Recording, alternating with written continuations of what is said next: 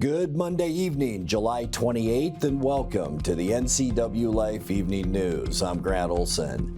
Here are a few of the stories we have coming up for you tonight. A Leavenworth man was killed Sunday afternoon when the motorcycle he was driving was struck by a motorhome on Highway 2 near Coles Corner. Police are investigating an apparent shooting that occurred last night in Douglas County. Warmer than normal out there today and getting even hotter tomorrow and Wednesday with highs near 100. Your full local weather forecast is coming up.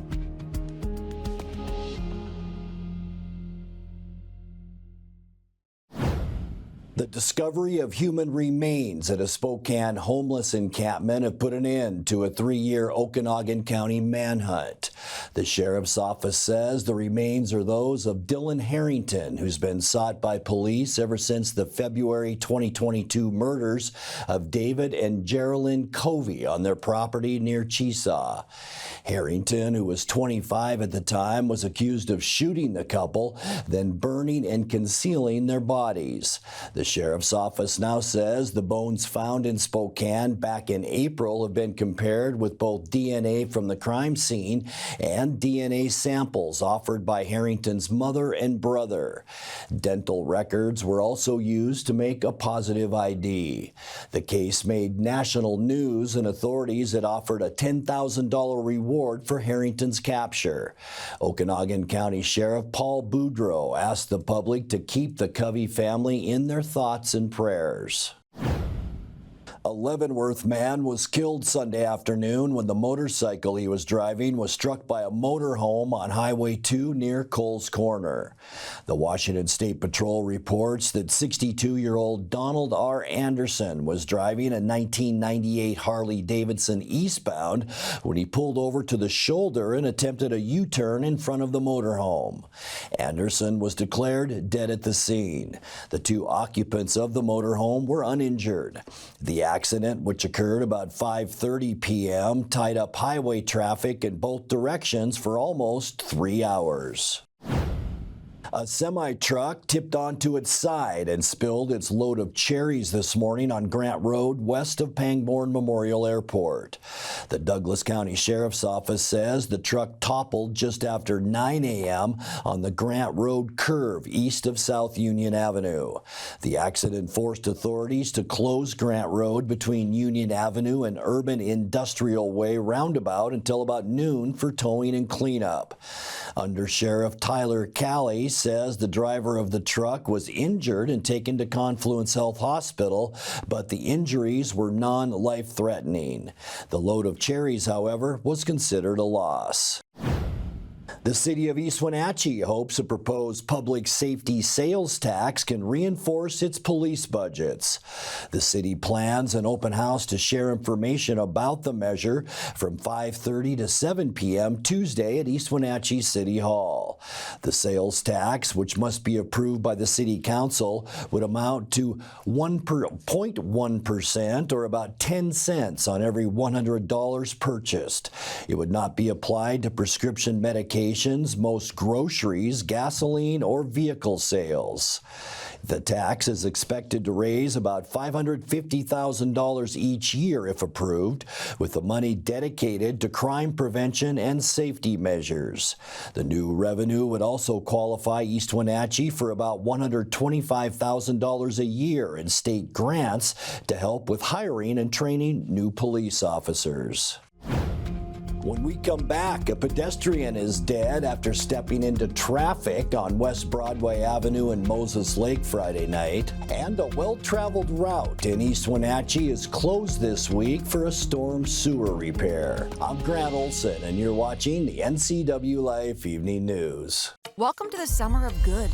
Good people, good taste, good vibes, and good, well, everything. When you're ready for some old-fashioned good, Abby's is your place. We've been celebrating summers around the P&W for over 60 years. At Abby's, good is a legendary tradition.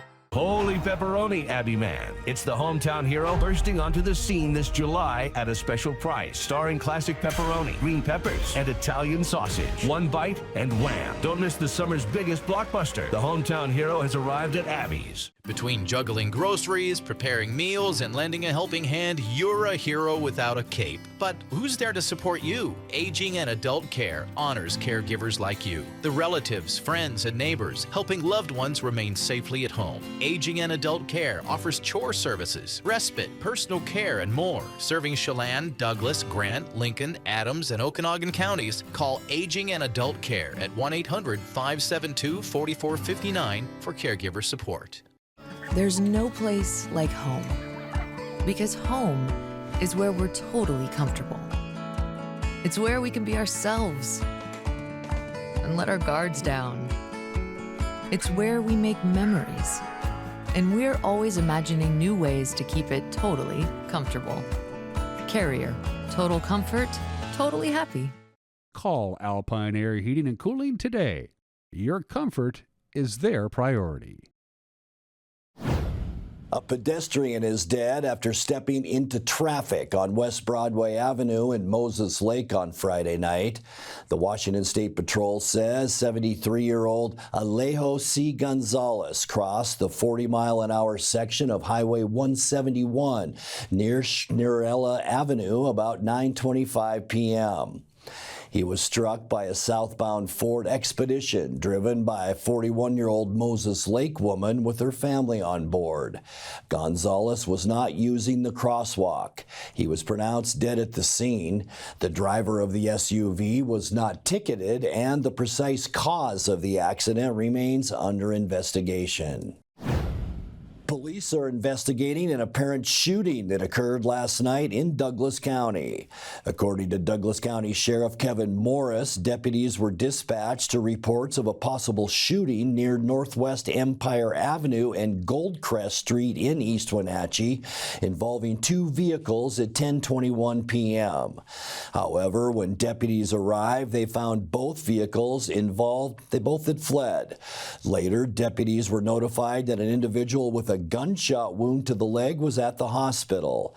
Sheriff Morris says the incident appears to be isolated and that authorities will continue investigating the incident.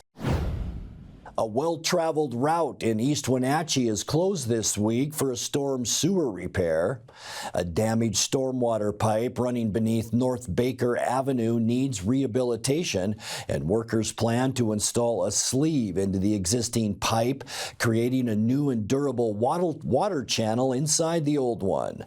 The city's Public Works Department began work today between 12th Place Northeast and 11th Street Northeast that's expected to go on throughout the week. Meanwhile, a detour is in place. Cars seeking to travel the north-south route should instead use 11th Street, North Devon Avenue, and 13th Street. Coming up next, the landing of a rebuilt Vietnam War era helicopter on Sunday afternoon in Wenatchee was years in the making. We'll tell you more in tonight's feature story. Expect hot temperatures through Thursday with a chance for thunderstorms Thursday afternoon as well. I'll have your full local weather forecast and more straight ahead as the NCWLIFE Evening News continues right after this. Central Washington Water understands the power of healing waters. If part of your wellness routine includes hot heat from a sauna, Central Washington Water now carries indoor and outdoor infrared and hot rock saunas by Tilo. Research shows there are many health benefits to a cold plunge after a good workout or relaxing time in your sauna. Harness the power of water in a hot spring spa, plug-and-play spas, a Tilo sauna, or a cold plunge tub. Stop by Central Washington Water, your wellness experts. Fibercrete fireproof safety rooms can be the difference between life and death for you and your family. Typical fireproof safety rooms are 8x8 Fibercrete panels providing a solid sanctuary. Fibercrete safety rooms can be above ground, buried underground, or built within new home construction. Best of all, a safety room by Fibercrete is very affordable. Call 360-770-2088. You owe it to your family to find out more about Fibercrete safety rooms. The pitch by Busich. The Wenatchee Apple Sox are back on the NCWLIFE channel. Watch as they take on the Bellingham Bells Friday, August 1st. Coverage brought to you by our Platinum supporter, Alpine Air Heating and Cooling. Also by Abby's Pizza, Apple Valley Honda, Biosports Physical Therapy, Coldwell Banker Cascade Real Estate, Global Car Care, Harvest Valley Pest Control, and Highlander Golf Course and Grill. Your exclusive television home for Apple Sox baseball is the NCWLIFE channel. The landing of a rebuilt Vietnam War-era helicopter on Sunday afternoon was years in the making. The Wenatchee Valley Fire Department welcomed back a new and improved 1966 Huey helicopter at the Malaga Fire Station. The rebuilt, which was just finished this month, began in April 2021 and cost just under $1.2 million. This is the second Huey in service for Wenatchee Valley Fire, and it will assist in the fight against wildfires. In tonight's feature story, NCWLIFE News spoke with Chief Brian Brett and Fire Commissioner Phil Dormeyer yesterday to learn more about the aviation program and what it took to rebuild the helicopter. Today is 4 years in the making of the build of a 1962 Huey helicopter. It was a green fuselage that we loaded up on a trailer out here in Malaga 4 years ago with all the inventory, shipped it over to Olympia to have it built into this beautiful helicopter you see behind me now. They're workhorses. The parts are readily available. They're still widely popular. The cost per gallon to drop is cheap, and in our case, we have buckets under them. Some of them have belly tanks, but we chose to have buckets, and that helps in the different fuel types. It works in both the shrub steppe grass that's running and in the timber. We shipped bins of parts over that all had to be refurbished and overhauled and all put together, all the wiring. 1,000 moving parts had to be put together from scratch. We are vulnerable at times to not having an aircraft in place. During the summer, we have an interlocal agreement with the Department of Natural Resources where they provide the pilot, we provide the crew members. They often provide crew members as well. But when we get a large fire anywhere in the state, the air assets are deployed. When they're deployed, oftentimes we don't have a helicopter come in and backfill, and we have wildland fires here all the time. So now we can bring in our local pilots and backfill this helicopter to protect our community and region. The primary pilots during the summer are employees of the Department of Natural Resources with thousands of hours of flight time, lots of them former military pilots. They are just wonderful at putting fires out for us. And then we have pilots that are full-time in the private sector that come fill in and staff when we need them as well. And they're fantastic. They go through all the same training that the DNR pilots go through. In fact, the DNR pilots train them and then check them off. Gary Shales, who's a full-time life flight pilot, but also a part-time pilot for us. They drove over this morning and he was able to pick it up and fly back with one of our helicopter managers, Gavin Burnett, and one of our fire commissioners who's been with the fire department for about 50 years, Phil Dormeyer. Commissioner Dormeyer has seen the aviation program start from nothing to what we have now. Now we have two beautiful Hueys in service. We started the aviation at Fire District 1 clear back in the early 1980s, and with one Mike Romeo, and so it's been around for decades, as you can see. And so this ship was sitting in the hangar for decades. And so after the Sleepy Hollow fire, where we had trouble getting any kind of air support for that incident back in 2015, I finally raised the question, and I said, we've got this ship sitting down here in the hangar, and why don't we use it? Why don't we get it in service? Because if we're going to be facing these circumstances in the future, then we've got the assets, we've got the air assets, and so we should be willing to make an investment in them and use them. So today it's here, we've made the investment, it's available for all of us here in the community, and it's a great thing. Time now for a check of your north central Washington weather forecast, and I hope you had a great weekend and a great start to your week today on Monday. I'm sure you've noticed by now having a little voice issues. It's like the third time in my entire life I've had laryngitis, and of course it's today, so thanks for bearing with me. Beautiful shot looking down at our billy goats from our billy goat tower camera, and a beautiful blue Columbia River. Here's the Methow River where it runs into the Columbia. There's Brewster back there, Pateras in the front part of your screen, but lots of blue sky out there, and all of us enjoyed that today. That trend will continue as a large area of high pressure continues to build. We are talking a warming trend through Wednesday. Temperatures mid-90s tomorrow, all the way up into the 100s for both probably tomorrow, Wednesday, and it's still going to be hot into Thursday. Talking low temperatures mainly into the 70s, and then as we get into Thursday afternoon, our chances will increase for showers and thunderstorms. We could even see some strong gusty winds, some small hail, and heavy downpours Thursday afternoon, with more showers in the forecast Friday morning. We'll get to that in a second. But today, high temperature, it was a hot one out there, 93 unofficially. 90 is our normal high temperature for this time of year, and our record, look at that, just 3 years ago, 109 degrees, one of our all-time hottest temperatures here in the Wenatchee area. 64 this morning. That's right in line with where we should be for this time of year at 64. 52, our record low, set in 1995. Sun came up this morning at 5:35 and sets tonight at 8:39. All right, getting you into those Tuesday temperatures. Find some shade tomorrow. It's going to be a hot one. 100 for Moses Lake and Ephrata, 99 Quincy, Wenatchee, Aniak, Chelan, all the way up into Omak. Even 95 degrees tomorrow in Lake Wenatchee, mid to upper 90s for both Leavenworth and for Kashmir. So we are going to be well above normal as we get into Tuesday. The reason, large area of high pressure extending all the way up into British Columbia, keeping our skies clear, and we will see some mild overnight lows tonight with temperatures right around 70 degrees for a low.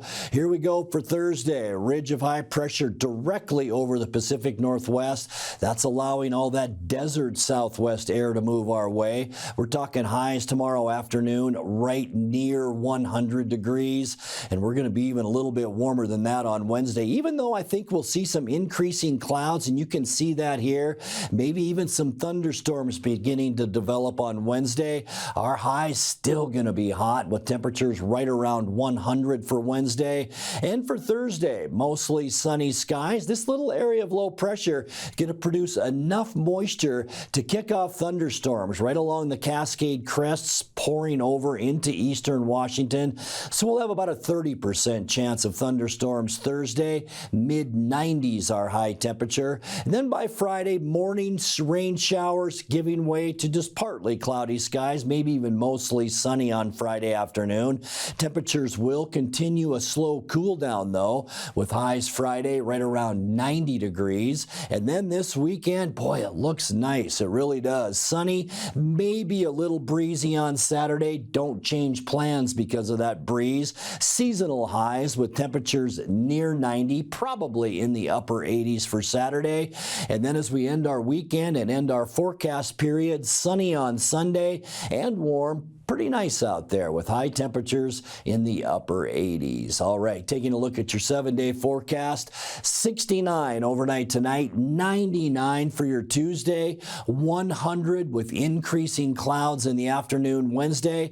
This is our volatile day. Mostly sunny early and later in the day, possibly into our evening hours, but we do have a 30% chance for thunderstorms. 97 our high for Thursday, 90 with a morning shower or two on Friday, and then just a beautiful weekend ahead. Sunny and seasonal both Saturday and Sunday with high temperatures in the upper 80s.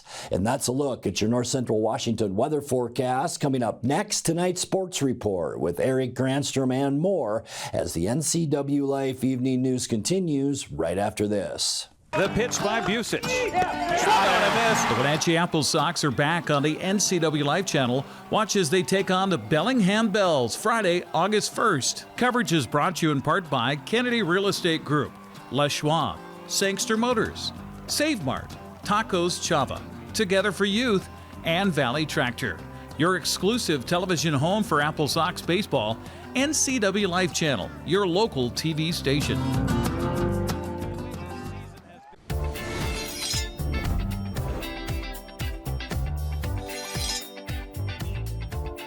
I'm Jen Mueller. Watch for my show, I Cook, You Measure on NCWLIFE. It's part cooking instruction, part entertainment, and all about connecting over food and wine with your favorite Northwest athletes. Watch I Cook, You Measure with Jen Mueller Mondays at 1, Wednesdays at 2, Fridays at 11 a.m., and Saturday and Sundays at 10:30 p.m. right here on the NCWLIFE channel.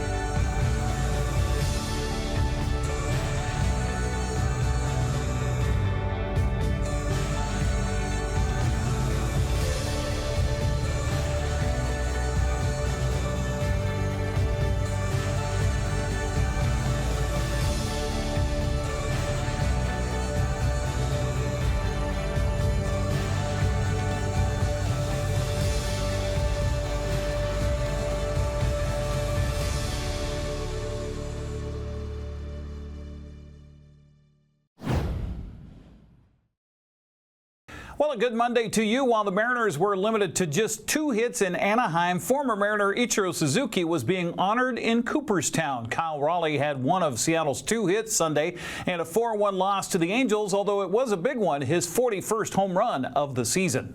Last night, home run number 40 for Cal Raleigh.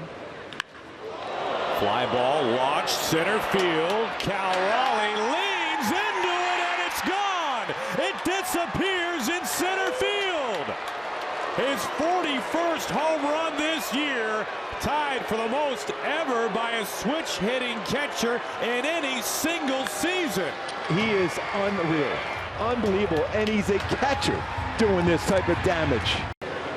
Here comes the 8th. We have more highlights on our website. Seattle now heads for Sacramento to begin a series with the Athletics. Meanwhile, in Cooperstown, New York, Ichiro Suzuki was accepting his nomination into Professional Baseball's Hall of Fame.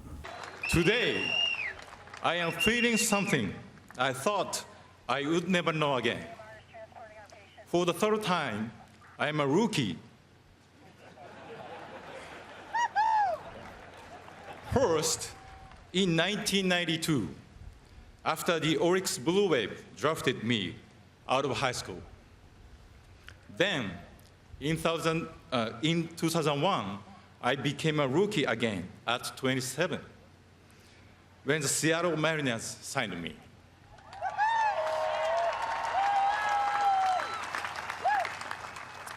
As I look over here now and see men like Rod Carew, George Brett, and Tony La Russa, I realize I'm a rookie again. I hope I can uphold the values of the Hall of Fame.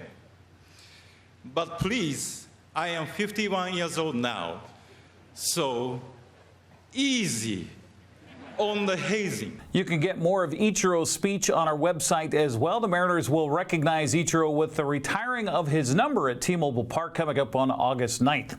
The Athletics come into the series with the Mariners after having swept Houston over the weekend, including Sunday's 7-1 win. Watch out for the Rangers, meanwhile. Texas has climbed into a tie with the Mariners for second in the division after an 8-1 win over Atlanta. Rangers and Seattle sit 4 games behind Houston in the standings. Well, the Seahawks training camp took a dramatic step up today as players go from pushing and shoving to actual hitting. Today's the first day of padded practice during training camp as Seattle prepares for its first preseason game a week from Thursday against the Raiders. Big Cat Leonard Williams says camp has been good so far. As a whole, just amazing. I think we've been just stacking days, getting better and better each day. Just the level of competition just keeps on continuing to rise. And that's like the best thing I can see as far as like not just defense, but as a whole team, just the level of competition rising each day. A lot of talking back and forth. From a fan, they might think that's a bad thing when, you see the offense and defense talking crap to each other. But, like, right after we're giving each other dabs and hugs and stuff like that, we're all brothers once we go back in the locker room. But just to see that level of competition is only going to get us better. It's like when you're competing that hard, both sides of the ball are going to get good. Especially with Mike's defense, it's pretty complicated sometimes. So there's a lot of moving parts. Like, sometimes the offense is shifting in motion and stuff like that. So we need like a high level of communication on defense to get the job done. Raiders will come to Lumen Field next Thursday night at 7 o'clock. Game broadcast on King 5 TV in Seattle. Seattle will face the Chiefs August 15th at home before wrapping up the preseason August 23rd in Green Bay against the Packers. Victoria scored 11 runs over 2 innings yesterday in the Royal Athletic Park to beat the Apple Sox 13-8 in West Coast League baseball. Wenatchee had an early lead after scoring 2 runs in the first inning. Harbor Cats came back with a 5-run 5th, 6-run 6th. They took the series 2-1. Big hit for Victoria came with 2 aboard in the bottom of the 5th. And the only out this inning was a sacrifice bunt by Dom Archilla. Nahaku lifts one in the air out to left field. This one's going back way at wall, and it's off the scoreboard. A 3-run home run from Kamana Nahaku. He had a grand slam in the game on Friday, his second home run of the series, and it's 7-2 Harbor Cats. What a blast by Kamana Nahaku. 98 off the bat, 366 out to left field, and plunked it right off the Royal Athletic Park scoreboard. Davis DeRico had 3 hits for Wenatchee, while Izzy Madriaga drove in 4 runs. The Apple Sox continue the road trip with the first of 3 games at Port Angeles tonight at 6:35. You can hear the action with Jackson Dodd on Sunny FM. Nanaimo nipped Kamloops yesterday 5-4. Kelowna topped Edmonton 4-2. Port Angeles won a high-scoring affair over Springfield 17-10. Portland edged Ridgefield 1-0. Bend beat Cowlett 16-10. Corvallis down Yakima Valley 15-3. Marionberry's edged Walla Walla 12-10. Bellingham won a non-league game against the CCL Showcase team 9-1 the final there. Updated West Coast League North Division second half standings have Victoria leading Edmonton by a game. Wenatchee is 4 games back with 9 games left to play. Kelowna, Kamloops, and Nanaimo all 5 games out of first place.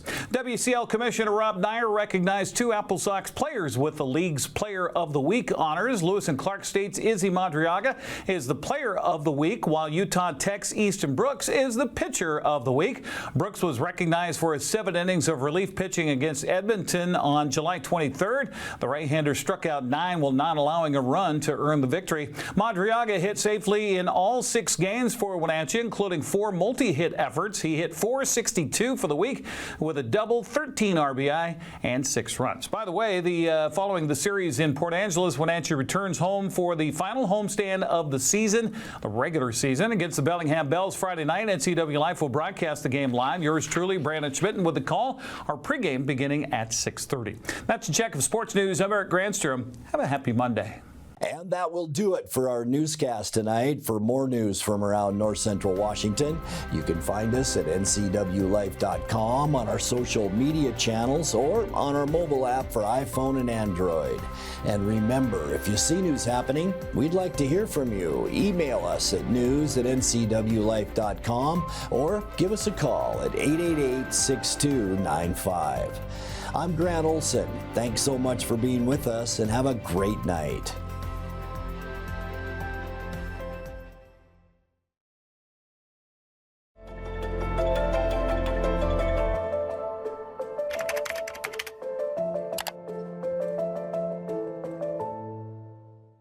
What once was old now is new to the NCWLIFE channel.